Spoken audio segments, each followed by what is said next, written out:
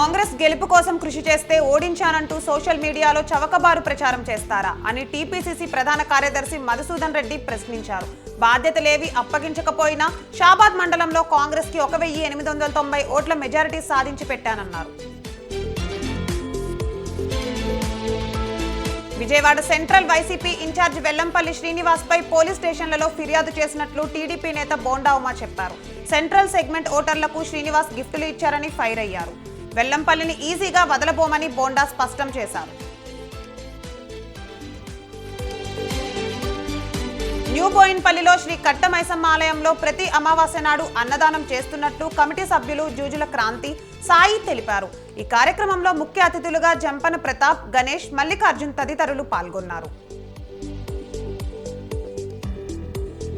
బైకులు దొంగలించే ముఠాను అరెస్ట్ చేసినట్లు గుంటూరు ఎస్పీ తుషార్ డూడి తెలిపారు. ఈ ముఠా రాత్రివేళ ఖరీదైన బైకులు, మొబైల్స్ చోరీ చేస్తుందని తెలిపారు. ముఠా నుంచి 24 లక్షల విలువైన 13 బైకులు, 36 సెల్ ఫోన్లు సీజ్ చేసినట్లు ఎస్పీ వివరించారు. తెలుగు జాతి గర్వించదగ్గ ముద్దుబిడ్డ దివంగత మాజీ ప్రధాని పివి నరసింహారావుకు కేంద్ర ప్రభుత్వం భారతరత్న ప్రకటించింది. ఈ సందర్భంగా అసెంబ్లీ ఆవరణలో పివి నరసింహారావు చిత్రపటానికి బీఆర్ఎస్ ఎమ్మెల్యేలు పూలు వేసి నివాళి అర్పించారు. తెలంగాణలో రిపబ్లిక్ పార్టీ ఆఫ్ ఇండియాకు 5 ఎంపీ సీట్లు కేటాయిస్తే గెలిపించి తీరుతామని ఆ పార్టీ ప్రధాన కార్యదర్శి రత్నప్రసాద్ చెప్పారు. రిపబ్లిక్ పార్టీ ఆఫ్ ఇండియాను అంబేద్కర్ స్థాపించారని గుర్తు చేశారు. మూడోసారి మోడీ ప్రధాని కావాలని అందరూ ఆశిస్తున్నారని రత్నప్రసాద్ అన్నారు.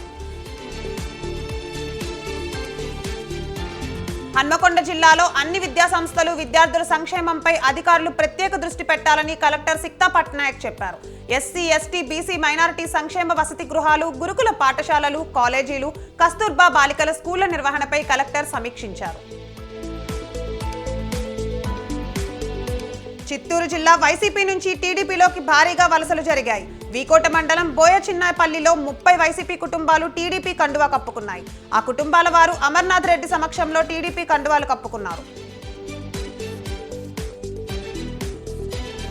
చిత్తూరు జిల్లా పలమనేరులో వైసీపీ క్యాడర్తో కలిసి ఎమ్మెల్యే వెంకటేష్ గౌడ్ యాత్ర 2 సినిమాను వీక్షించారు. పార్టీ నేతలు, కార్యకర్తలు ఎమ్మెల్యేకు ఘన స్వాగతం పలికారు. పలమనేరు టికెట్ తన జేబులో ఉందని వెంకటేష్ గౌడ్ వల్గర్గా వ్యాఖ్యానించారు. మెగాస్టార్ చిరంజీవి, సురేఖ దంపతులు తెలంగాణ గవర్నర్ తమిళిసైని మర్యాదపూర్వకంగా కలిశారు. ఈ సందర్భంగా చిరంజీవి సామాజిక సేవలను తమిళిసై ప్రస్తావించారు. పద్మ విభూషణ్ పొందినందుకు అభినందించారు. అనంతపురం జిల్లా సిద్ధారాపురంలో బాబు షూరిటీ భవిష్యత్కు గ్యారంటీ కార్యక్రమాన్ని సింగనమల ఇన్ఛార్జి బండారు శ్రావణి నిర్వహించారు.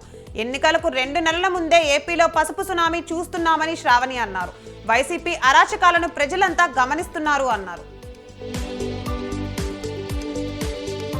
యూసఫ్గూడలో సింగోటం రాము హత్య కేసులో ముఖ్య నిందితుడు మణికంఠ సహా 6గురిని అదుపులోకి తీసుకున్నట్లు జూబ్లీహిల్స్ ఏసీసీ హరిప్రసాద్ తెలిపారు. ఈ నెల 7న రామును సుమారు 11 మంది కలిసి కత్తులతో హత్య చేశారన్నారు. మిగతా 5గురిని త్వరలో అరెస్ట్ చేస్తామన్నారు.